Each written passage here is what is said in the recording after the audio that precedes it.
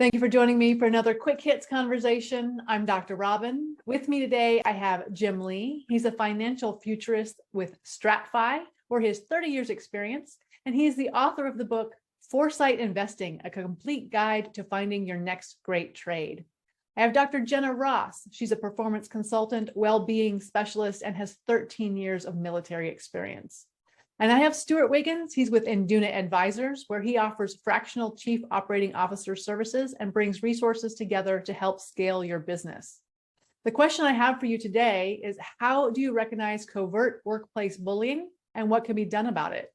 I think it's interesting, covert bullying, because covert is one of those things that it's evident to you, but to everyone else around you, they may not see it. And so sometimes it can come across in a way that makes the worst part about it, I think, is it makes you feel like you're alone and you're isolated because it's specific to you. When it's covert, it's not apparent to everybody. But some of the things that can happen, I think, in a workplace is whether it's a supervisor or somebody, your colleague, they know those triggers for you. And I think it has to do a lot with pushing those buttons that are specific to you and making you feel a certain way. And they know what they're doing. They know what they're doing and how they're doing it. And sometimes it can feel like you're targeted. So that's how I would say is covert is very targeted, kind of not obvious to everyone else. Yeah, I feel like things like relational aggression, where they talk bad about you behind your back, that's covert bullying. Not inviting you to meetings that you need to be in and giving you information that you need to be successful, and then acting like you're crazy because you don't know stuff. That's for me, those kind of things fall into the covert bullying space. Covert bullying for me feels more personal. It's going to be more out of the public eye and a little bit more one-on-one. I recall a meeting that I was in with my boss in front of a client where I literally got my shins kicked under the table, which I think would qualify as covert bullying, right? So, Stu, has this ever happened to you? I have seen it a lot, particularly when I was in the military, because there's a lot of pseudo-machoism that goes on. Covert bullying can be used as a tool to, quote unquote, toughen somebody up. But that's in that environment. I think in the civilian space, I think it's a matter of defining what bullying is. When I first saw this question, I said, well, who defines what the bullying is? I mean, is it a leadership style that some people might be hypersensitive about, or is it actual bullying? The operational question I would ask is, does the bully have an end state in mind? Do I get this person to quit? Or do I get this person to poorly perform?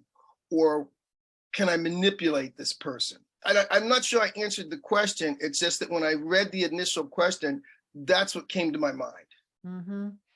And I think as leaders, we're responsible for recognizing when this is happening. And it's hard to tell because a person who's being bullied in a covert manner may come across as being lazy or sensitive or not doing their job. And it's our job to kind of suss that out and figure it out. A lot of times it can be very hard to pick up on by the people around them. But if you're going through it, it really is about that power that person is trying to put over you. And I've had the situations happen to me in the military, specifically being a female in an all-male unit. I had incidences where I didn't know that was not normal to be treated that way. And so for me to speak up about it, that actually ignited a fire in that person to then shut me up even more. So it was this catch-22 that I found myself caught in, as far as, do I speak up about what's happening to me, or do I just lie down and let it happen? Like, it was just kind of this decision I had to make. And it's a tough spot to be in if you're being bullied. I think it's a matter of hearing that person out and validating what they are experiencing. And sometimes we look at them like, oh, they're just being too sensitive, or they don't know how to handle relationships. And at least from my mental health counseling background, it's like hearing that person's story and validating what they're going through goes a very long way. I had experience when I was working in corporate where I started a new job, and the person who was supposed to be training me didn't train me. She just sat me next to her and did the work. And I would ask questions and she'd be like, I'm too busy. I can't explain it to you right now. And of course, I didn't pick it up very quickly because you don't learn really well that way. She actually went to my boss and told me I was too stupid to do the job. It was stupid that they hired me and they should fire me. And it took me weeks to try and kind of work through that because she was really not being helpful and actively unhelpful, in fact. Now it occurs to me that in a corporate role at a very, very high level, I equated to my initial months there is pledging a fraternity. The guy that I was reporting to, he'd say, well, we'll meet at my office at 7 o'clock in the morning. And I'd go to his office and I'd stand in front of his desk and he wouldn't say a word to me for 30 minutes. He would just be doing his thing.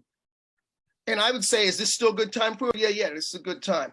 So I don't know whether that was his leadership style or that he was just not a good person. Yeah, it feels like a lot of bullying behavior is about preserving the hierarchy, as it were. And at some level, the bully may be threatened by the people underneath them, or they may feel insecure about their own position. All right. So then I have the question. You run an organization, you're the leader. You may not recognize covert bullying because that's why it's covert. You don't see it. How do you make sure it doesn't happen on your watch? What kind of culture do you create that this doesn't happen? Push yourself away from behind the desk.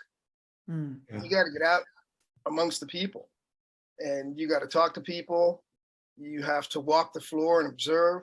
I'm a big believer in meetings, round tables that are non-sanctioned so people feel free to talk. I think if you make yourself present, it's less covert because you will see it, because somebody will say something to you or you will observe it. And to me, that's probably the highest leadership quality, is to be able to get out there and see things and position people to communicate to you that this is going on. And maybe we have more covert bullying now that we don't have these collective meetings. We don't have the face-to-face time. That may be an unintended outcome of work from home and kind of distributed workplaces. You have to set the tone, and it's hard to do that if you are in a virtual work environment, to set that tone with your presence, like Stewart's saying, is being out there and putting your face out there as far as what you expect from people and having that as that's the baseline, right? Respect is the baseline.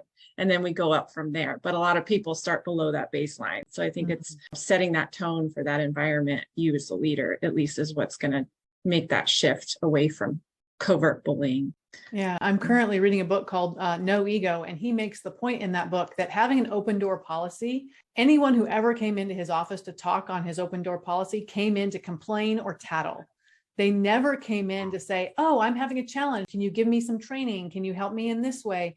And his point was that you need to be really careful about employees who are tattling, because that relational aggression can really make you bitter toward other employees before you actually know them. And I think, to Stewart's point, you have to know your employees. Here's a question for the group then. Can you be a victim of covert bullying as a result of confirmation bias? As in, someone covert bullies you to confirm a bias? If you believe you're being bullied, is that the result that you're going to get? I know somebody right now that struggles in relationships, and he's not young, he's in his 50s. And I suspect that he struggles in his relationships because he believes that's going to be the result of any relationship that he's in. The thing about that is that if you're looking to be a victim, you can always find someone who's treating you badly. Yes, that's absolutely. If you're on a mission to find someone to offend you, you're going to be offended. The other side of that is just because someone feels offended doesn't mean they weren't. So I think as leaders that we have to walk that really delicate line. Yeah, absolutely. I tell this to my daughters all the time. You have a choice in what you do with the situation, and whether you believe that you're a victim or not a victim. Those are the internal belief systems of people that you work with. And so back to knowing your people and knowing, does this person kind of have that mentality? And if they do, what can you do as a leader to help them see, like, we're not out to get you. We are here to support you and to help you thrive in the situation. And they have to overcome that, I think, in their own life, as far as that comes from something. And it's not our job for you guys as leaders or bosses to fix that, but we can support them through it, I think is my point. Well, that is our 10 minutes. So I'm going to cut us off there. Thank you so much for having this conversation with me. I think that covert bullying is a real problem in the corporate space. And I think that talking about it is a great way to kind of make people pay attention. So thanks so much. And I look forward to speaking to each of you again really soon.